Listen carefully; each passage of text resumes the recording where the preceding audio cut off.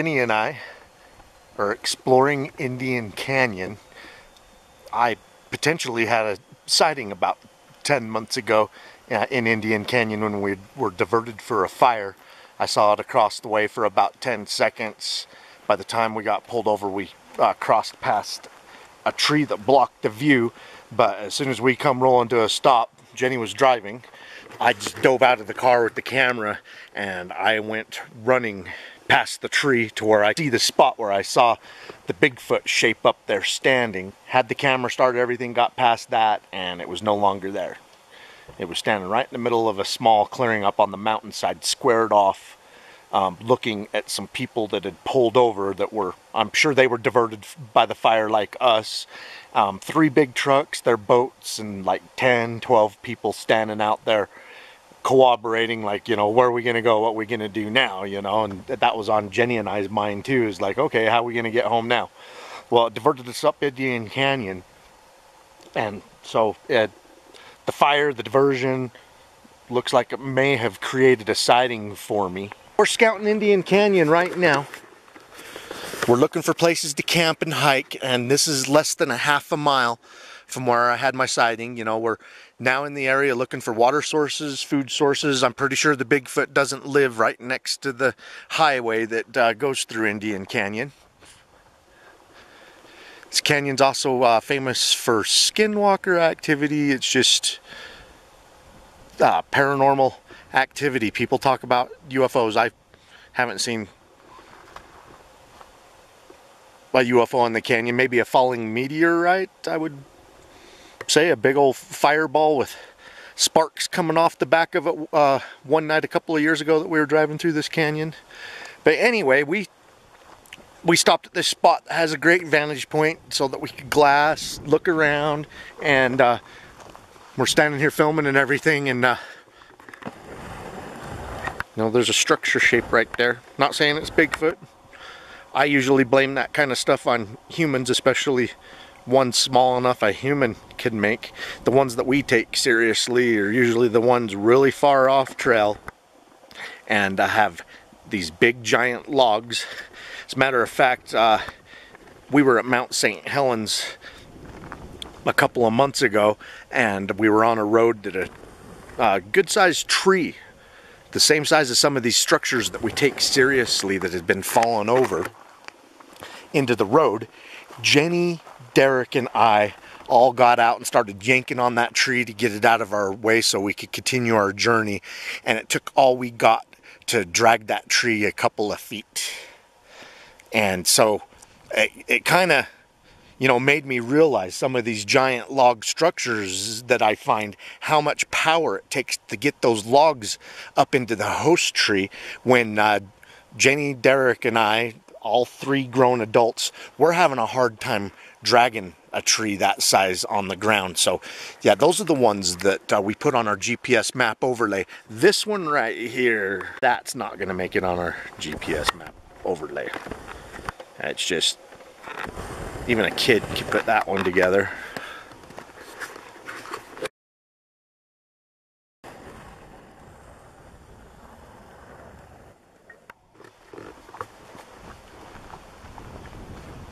What did you hear? It's growling. You heard some growling? Yeah, it's big, throaty, deep growling. You heard it that direction? It's close, so Alright, we'll keep the camera rolling that direction where you heard the growl.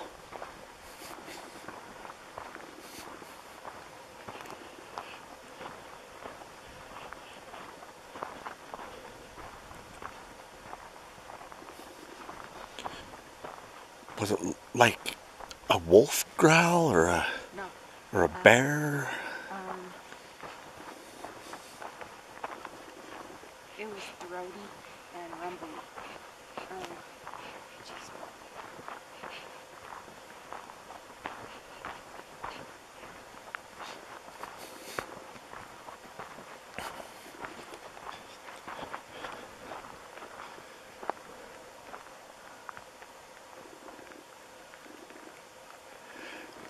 I haven't heard any movement over there, so I don't know what it whatever it was has not moved, or it moves very quietly.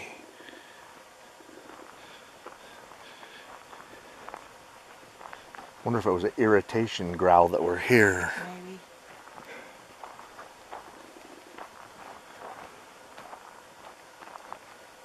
I see a snap off over there. We're gonna have to come back and saw that. check. I'm not gonna move the camera right now because that just happened. Did you hear that? No, I didn't. What? A wood knock. No, I didn't hear that. There's a snap off right there. Okay, let's walk up to it. Since that's the direction you heard the growl. Yeah. I would have never gone towards the growl until we started Bigfooting seriously. Now we do the stupidest stuff. I mean, who moves towards a growl?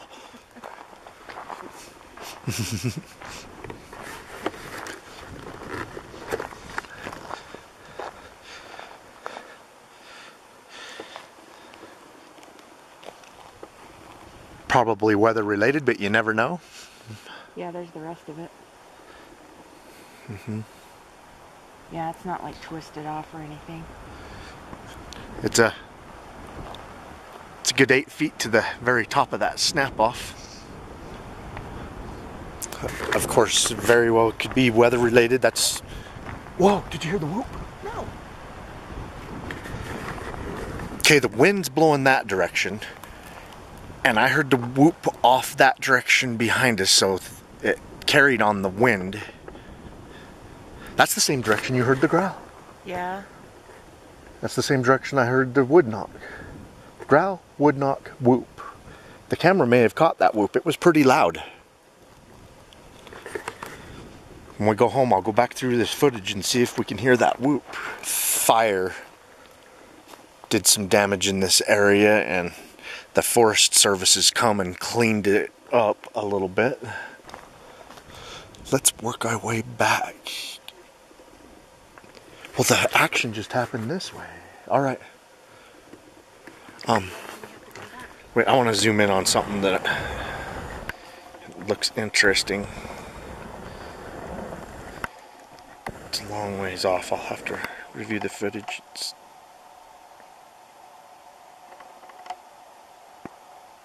Looks like a big dark burl. I'm zoomed in on it. Here, let me zoom out a little bit. You'll probably be able to identify the spot. Yeah, I see it. That is a brick ball. Oh, okay.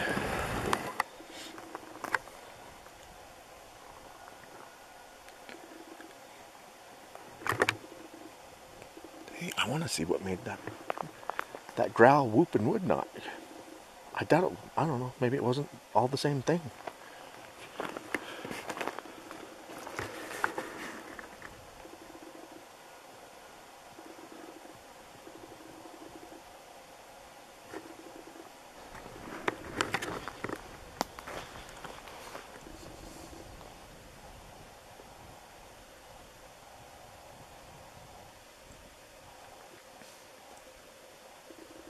I've got 2 cameras sitting over there on time lapse, but I don't think either of them see down this low. You know what I mean? No, they're pointed up.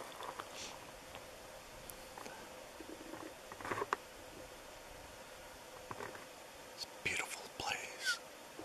All right, every time we head that direction, something like that happens. So, if Something moving down there. is there? Here, you do it. You see it. You get the camera on it. So we can zoom in on it. Is it dark? Yeah. Can you still see it? Did you just see it?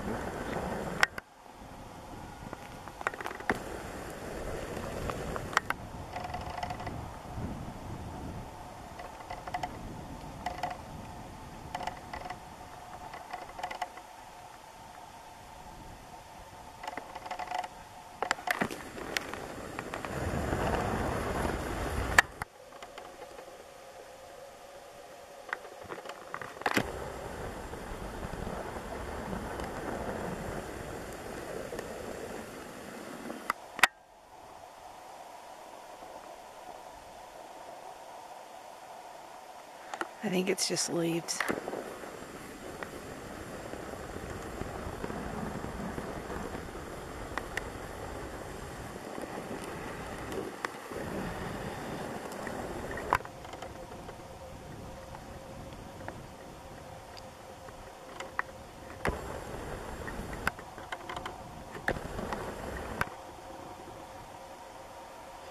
I thought I saw movement down in there. I thought I did too, but when I zoomed in on it, it was some leaves blowing in the wind over top of the shadow, so it made the shadow look like it was moving.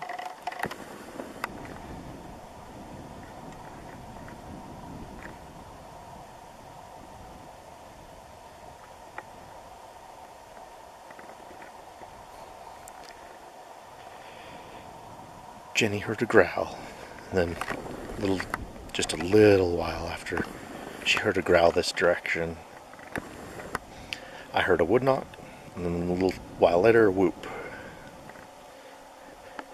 And so we're scanning the hell out of the direction we heard all this.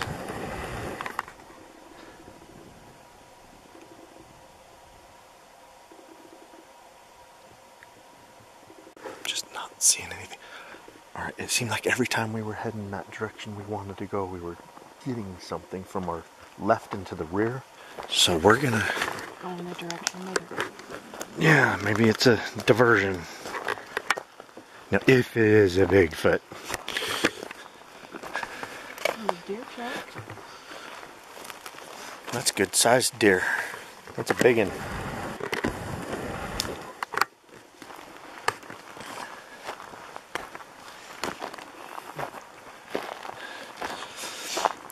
Jenny and I are about a half a mile off of a dirt road in Indian Canyon. And I see several trees marked for harvest. Yeah, this part of Utah's been plagued by fires the last few years. And so they're doing a little bit of preventative maintenance for the fire situation. Removing trees that are dead and dying.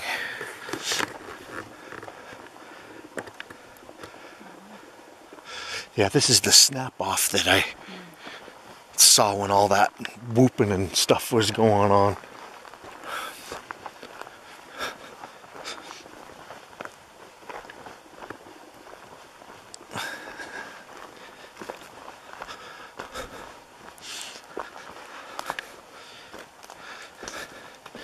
Yeah, that's huge. I can't imagine even the toughest, biggest Bigfoot being able to snap a healthy tree that size.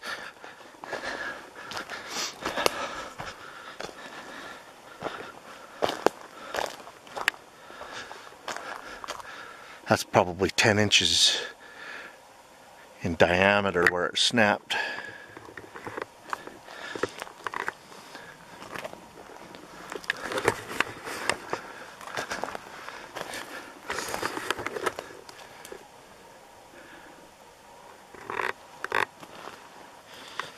I'm gonna blame that on the weather.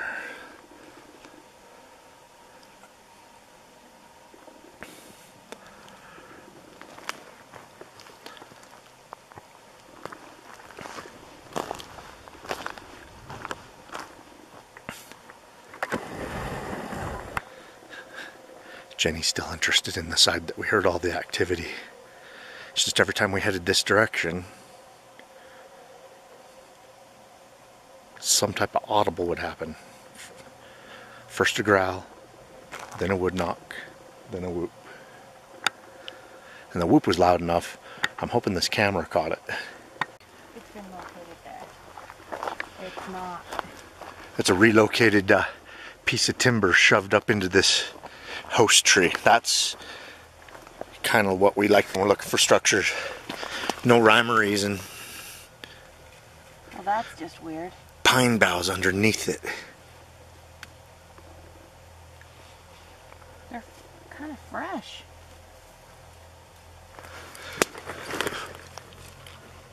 But this is kind of like what we like to see in a structure.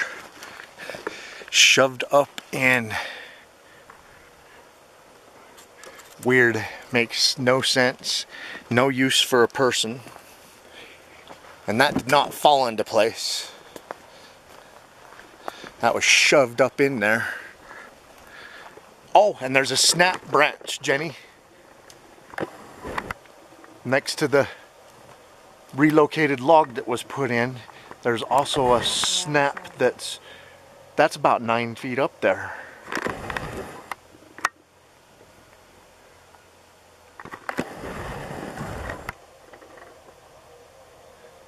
That's at least 9 feet off the ground. Looks like the size of a bear. That looks really bear trackish. Can you guys see that? I don't know if this camera's doing it justice, but the bear was headed this direction. There's the front of his paw up there, and then there's the rear. That's a bear.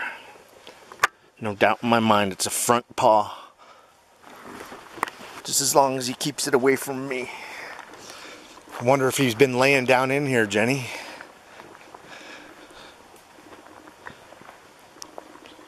The ground is like soft and mossy right here. It's protected from three, or if you want to crawl back in there, all sides.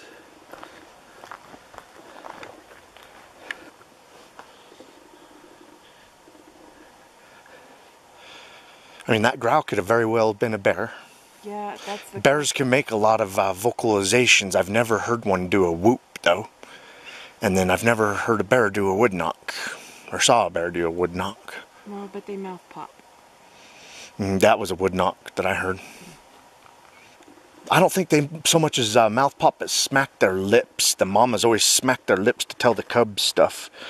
Oh, another track. They're all right here. I've been looking at them. There's one right here. There's two over here. One right here. One right here.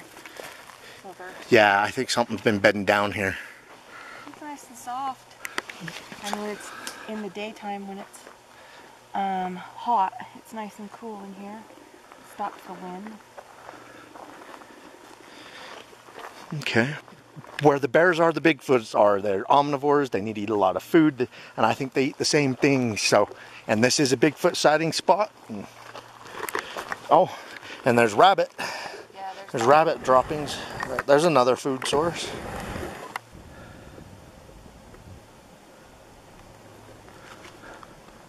This isn't wind or snow damage. This little sapling right here. I mean, this is only a couple feet off the ground, but I'm pretty sure an animal or a person did this. Yeah, you tell me if this little thing could get enough snow load or wind. Yeah. And who knows, you know, it could be an elk or a moose that ran this thing over. Or, you know, like the 3-mile trackway north of Minnesota in the snow. Following those tracks for 3 miles of Bigfoot. At every opportunity, that Bigfoot was snapping stuff. So, Bigfoot has a snapping habit. Jenny and I made it up to the snow line as we usually do. We're 9,750 feet, so 9,750 feet elevation. We're at the snow up here, and we just found some leg that we're coming up to show you guys. This is the dirt road that we've been scouting along, and we had to walk back to show you guys this leg laying in the road. And look, that looks like an animal trail. This, by the way, that direction is Indian reservation property. We're not allowed on that side of the road. All that vastness that you see right there on the other side, that we can hike on. So anyway, this leg appears to have been brought down on this animal trail off of Indian reservation property. We're in the Indian Canyon area, and here's another egg that Jenny's scoping out. It's a big foot. Look, I think there's another part of its body. Yeah, there's the skull.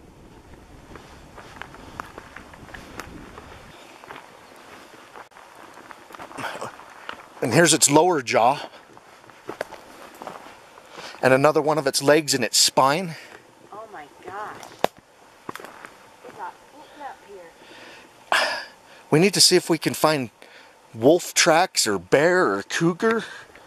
Look at the size of that jaw, you guys. Here's my 12-inch foot next to this lower jaw bone.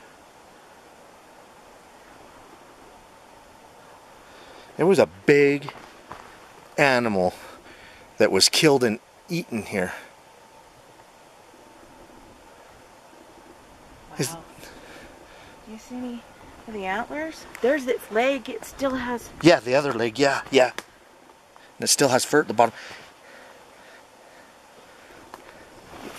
And some of its rib bones right there. Something's been gnawing all in here. See the teeth prints digging out the marrow. What is this? Stinks. Yep. Is that all the fur or what is? I think it's the stomach contents. Disgusting. Yeah. I think it had a full stomach when they ripped into it. There's some more of it up there. Yeah, I think it was the stomach contents that's all over now. Another rib. Yeah, some predator just kept coming back.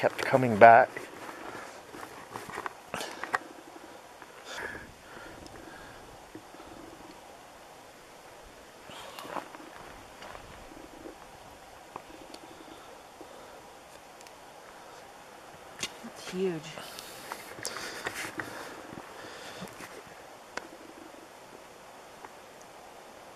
Something's still using this area. I know. You see any footprints? Yeah. I mean, can you make them out what kind they are? Or? No, they're padded though. Yeah, there's a lot of stuff with padded. Yeah, that's what I'm... Bear, mountain lion, Yeah. wolf. I think they're sharing it. Yeah, I'm sure a lot of animals have come in and had their share of it. Nuts.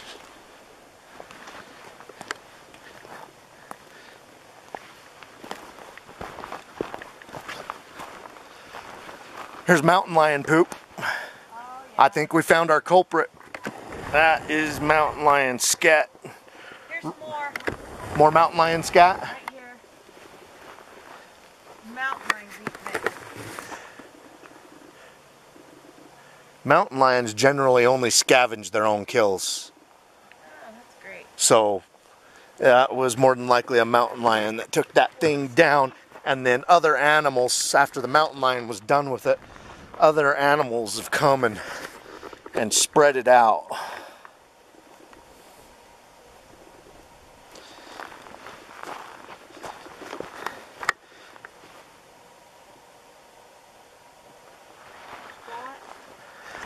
This poop still has elk fur in it.